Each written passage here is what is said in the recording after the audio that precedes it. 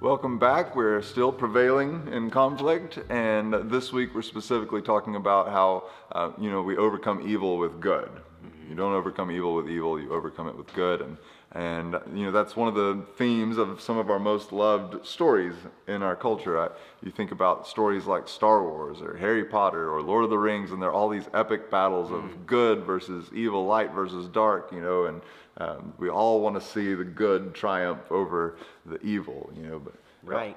And maybe those stories resonate so much with us because they do, in a sense, mirror the gospel story and the way that God is operating in his redemptive plan, good over evil, and choosing to really conquer evil, not by returning evil, reciprocating that evil like we talked about, but actually being the epitome of good, the essence of love, is actually what conquers evil. Yep.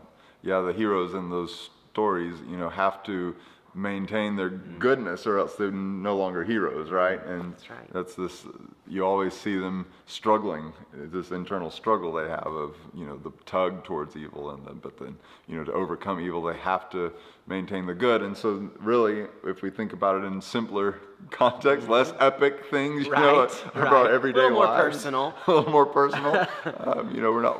We may feel like we're not waging against, the Dark Lord or whatever, but we are, we are waging war in reality. Yeah.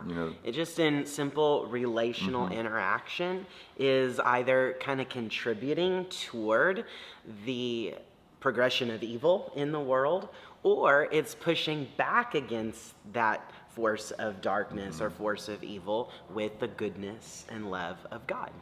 So there's this passage that we're looking at today in our groups that is kind of, I don't know, I find it a little bit humorous the way it's worded, of like, use good to heap coals on your enemy. Right. And this is even referenced in the New Testament, so it's a reference back to this piece of wisdom literature when it's brought up. I know the Message version actually translates that simply, surprise your enemy with goodness, is the way that they kind of translate that or paraphrase that idea. And it kind of comes back to that idea of surprising your enemy by returning something that is different than what they offered you. And I kind of like that idea of surprise. We're in this season of Christmas and we're in gift giving mode. And there is this sense of giving a gift of goodness in return for something that was not good given to you. And a gift, in case you hadn't noticed, with your Christmas budget, usually costs you something, right? Amen. And so it is as we do this. If we're going to surprise our enemy with goodness and kind of return something to them, it will cost us something. And I think there's a couple of things as we work through this concept today that we might think about. One is kind of the motive behind the gift, so to speak, or the surprise. Talk a little bit about that. So young me, first encountering this verse in Proverbs, probably like middle school or something, and I thought this was like the coolest verse ever. Like, I'm going to heap coals on them.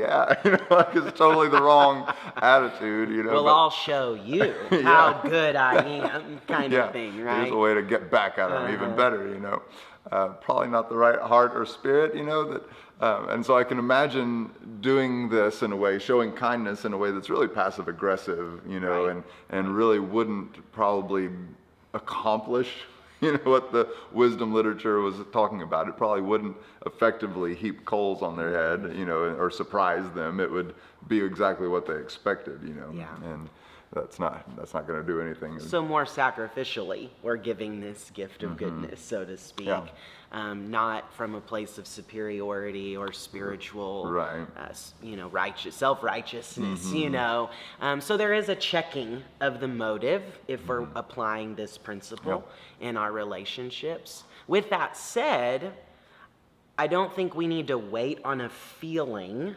That's dangerous if we're waiting to feel like doing something good toward someone who has offended us or is opposed to us in some way. We're probably going to be waiting a long time. That's true. And so there is this principle that love acts. acts, it chooses, it's a volition. Agape love is love that lays self aside for the good of another, and that there's the cost, the sacrificial element there, but that's something then that we act on.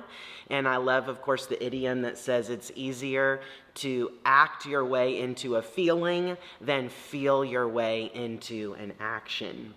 And so this is very true, I think, in applying this principle with people who are just difficult in general, is that we're not going to feel like doing a loving thing Right. in return, or surprise them with goodness, but we can choose to act and to try to then ground that action in a motive that is pure, and that really is seeking the bigger aim.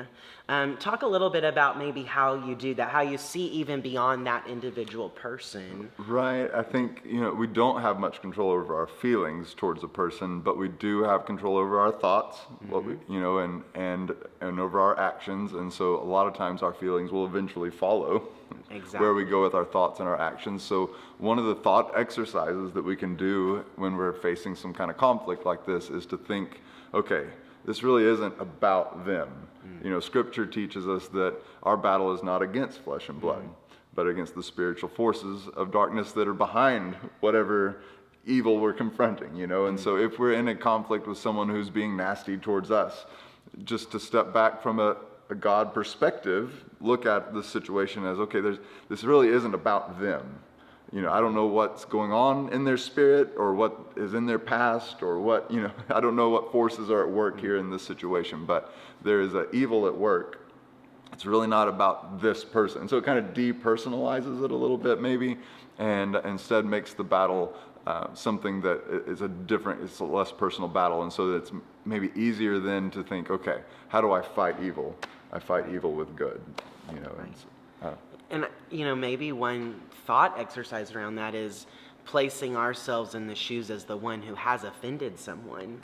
And imagine if someone really, with the right heart, the right motive, surprised us with goodness that would shake us out of whatever is going on in our spirit that caused us to be so conceited or, selfish in our actions towards someone else. That really would be a gift. If we could then receive that, that would maybe reorient our own lives in a direction toward love as well.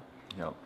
So I think you'll have a chance as a group to kind of brainstorm some ways to do this, maybe some practical ways to do this. And it could be that you're just thinking through practical ways to reframe scenarios, or maybe even practical ways to offer good that would surprise someone. Right. So, when you get into that, one of the things that I thought of, an example that I've seen played out in people's lives is like in broken marriages where I've seen people treat their ex with respect, and choose to do that when it would have been a lot easier just to heap, what they vitriol. May not feel like doing, right, but they're exactly. going to choose, especially maybe with their children. I've been around folks with that story. Like, I've made a decision, I made a choice. I am not going to run down, my ex in front of my kid. In fact, I might even speak positively about them, not because I feel it, but because I believe that's best for my kid. And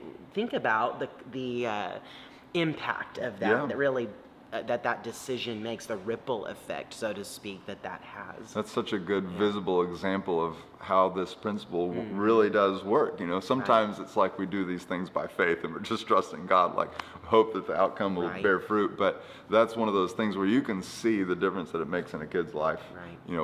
Overcoming evil with evil versus overcoming evil with good. I think in the workplace that could be a really common choice that could be made as well, where there's inevitably a difficult coworker, or maybe it's the boss that's just difficult, and there's so much backbiting or gossip behind the scenes about that difficult person, and making a willful choice to say, I am not going to engage in that, or maybe even then moving beyond the law of limits to the law of love, like I'm going to try to make it a point to speak like a life-giving word about that person every day. Who knows what kind of... Handing them a card of encouragement and thanks and gratitude.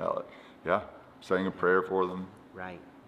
These are the things that really become good overcoming evil.